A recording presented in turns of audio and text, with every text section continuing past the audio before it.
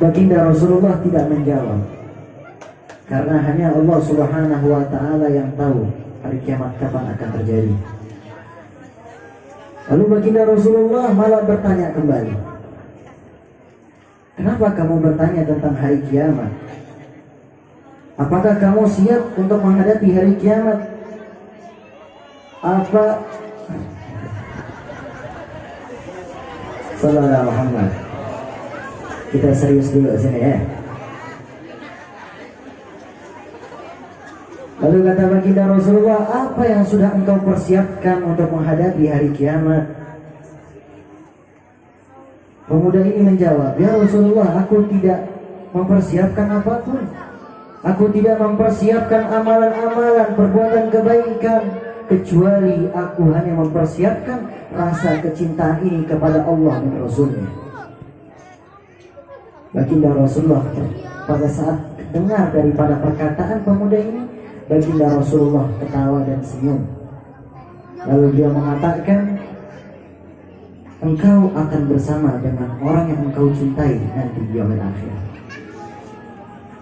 Sayyidina Anas bin Malik yang mendengar daripada perkataan baginda Nabi Muhammad SAW pada saat itu menjadi gembira. Kata beliau apa? Ketika aku mendengar perkataan tersebut yang disampaikan oleh baginda Rasulullah SAW, yaitu seseorang akan bersama dengan orang dicintainya di akhirat kelak, seketika hati ini aku bergejolak, hati aku ini bergejolak dengan rasa cintanya pada Nabi Muhammad, dan aku berharap bisa bersamanya. Dan beliau juga mengatakan, aku ini dekat dengan baginda Rasulullah, aku ini cinta kepada baginda Rasulullah, aku ini cinta kepada para sahabat, aku cinta kepada Sayyidina Abu Bakar As-Siddiq, aku cinta juga kepada Sayyidina Umar bin Khattab. Maka aku berharap dengan kecintaan ini, dengan kedekatan ini, aku bisa bersama beliau nanti di akhirat kelak. Kita termasuk insyaallah. Al-mar'u ma'a man ahabba. Seseorang akan dikumpulkan bersama orang yang dicintainya. Ini kita nih, kita cinta sama apa? Idola kita nih siapa? Anak-anak muda, ini perlu diperhatikan. Idolanya antum siapa? Idolanya siapa? Manusia yang fana, manusia yang sekarang lagi viral-viral. Ya, nanti hilang. Di yaumil akhir nggak ada. Di yaumil akhir nanti nggak ada yang nolongin kita, orang kita idolakan, kecuali seseorang yang mengidolakan Nabi Muhammad Sallallahu Alaihi Wasallam. Orang tersebut idolai Nabi Muhammad, Nabi Muhammad akan menolongnya. Karena kenapa? Baginda Nabi Muhammad SAW yang akan membantu antum semua memberikan syafaat nanti di yaumil akhir. Insya Allah. Hadirin hadirat yang dimuliakan oleh Allah Subhanahu wa Ta'ala. Maka antum semua, kita semua yang hadir pada acara ini dengan rasa penuh dengan cinta. Antum datang ke sini bukan karena cinta antum sama orang-orang yang ada di sekitar antum. Bukan hanya saja cinta antum kepada keluarganya antum, bukan cintanya antum saja yang kepada saudara-saudara muslim yang hadir pada acara ini, tapi rasa cinta yang luar biasa, rasa cinta yang paling mulia ialah rasa cinta kepada Nabi Muhammad Sallallahu Alaihi Wasallam. Sallallahu Muhammad. Hadirin hadirat yang dimuliakan oleh Allah Subhanahu wa Ta'ala. Untuk menambah rasa cinta, izinkan Al-Fakir untuk memberikan atau menjelaskan bagaimana fisik indahnya baginda Nabi Muhammad SAW. Para ulama menjelaskan bagaimana fisik indahnya Nabi Muhammad SAW. Tentu bukan dalam bentuk patung atau dalam bentuk lukisan, tidak. Tapi para ulama menjelaskan saja. Di antaranya ada ulama kita yang menjelaskan, yaitu Sayyid Muhammad bin Ali Al-Maliki di dalam kitabnya Muhammad Rasulullah Al-Insan Al-Kamil. Lalu juga ada Syekh Sulaiman Al-Jamal. Beliau juga menjelaskan di dalam kitab Muhammad Rasulullah, dan beliau mengatakan dalam kitab Muhammad Rasulullah, Muhammad Al-Fakir lupa. Tapi ada satu lagi kitab yang dikatakan oleh para ulama, yaitu kitab dalam karangan Al-Hafidh Al-Iraqi, yaitu kitab Alfiyah As-Sirah An-Nabawiyah. Nah, di dalam kitab tersebut dikatakan, dijelaskan bagaimana fisik indah baginda Nabi Muhammad SAW. Yang pertama, rambutnya beliau. Rambut kita ini kusut, cepat rontok. Nabi Muhammad SAW manusia yang mulia, rambutnya sangat indah, mulia. Dijelaskan rambut baginda Nabi Muhammad itu ikal, tapi tidak keriting dan juga tidak terlalu lurus kaku. Jadi di antara kedua itu. Lalu baginda Nabi Muhammad SAW memiliki wajah yang tampan. Kalau Nabi Yusuf alaihissalam memiliki wajah yang tampan, Nabi Muhammad SAW memiliki wajah yang berkali-kali lipat lebih tampan dari Nabi Yusuf. Beliau itu memiliki wajah yang sedikit bundar, sehingga wajahnya adalah manusia yang paling tampan sejagat raya ini.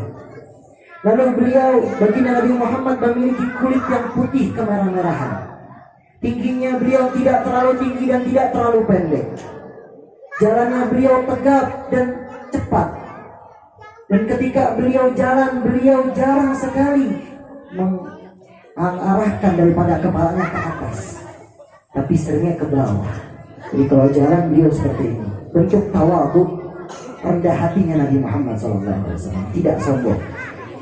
Kalau ada yang menanyakan ataupun memanggil Nabi Muhammad SAW, ya Rasulullah, baginda Nabi Muhammad SAW bukan saja menoleh kepala, tapi badan beliau juga ikut menoleh.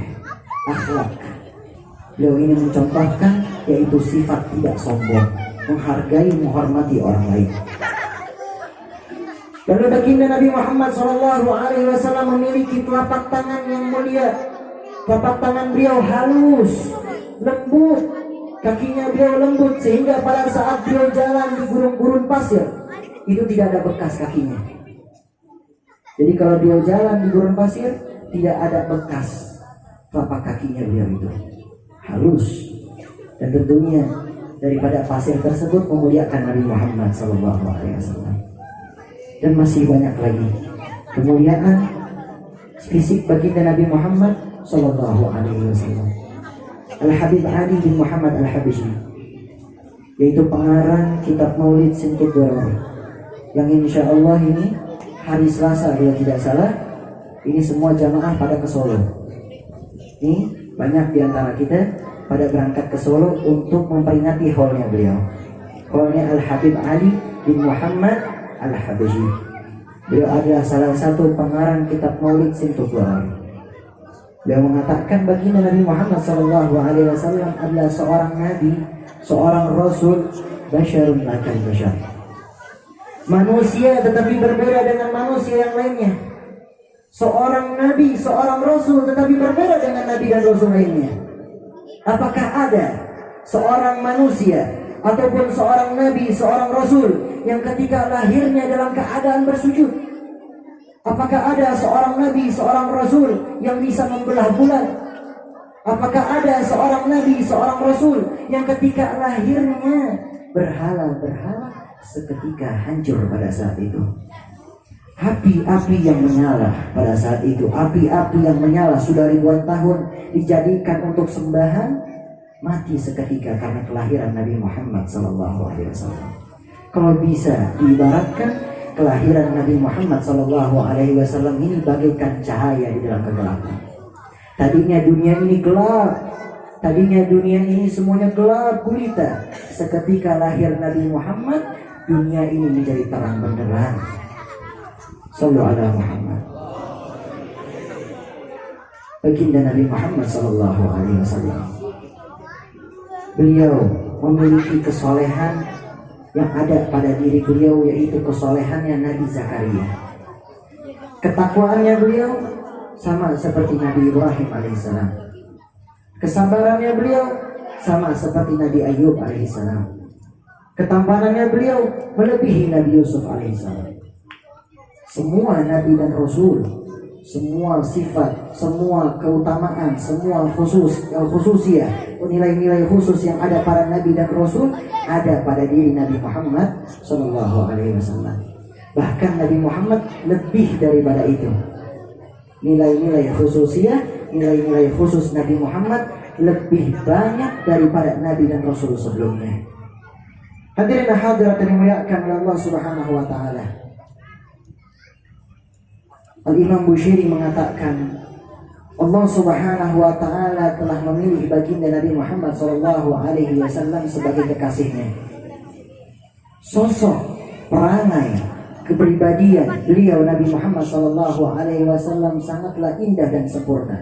Ini kata Imam Busiri, pengarang Burda.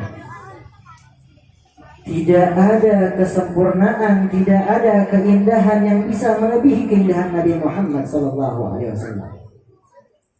Bahkan keindahan, kesempurnaan beliau tidak terpecah belah dengan yang lain. Dalam artian tidak terbagi dengan yang lain. Hadirin hadirat yang dimuliakan oleh Allah Subhanahu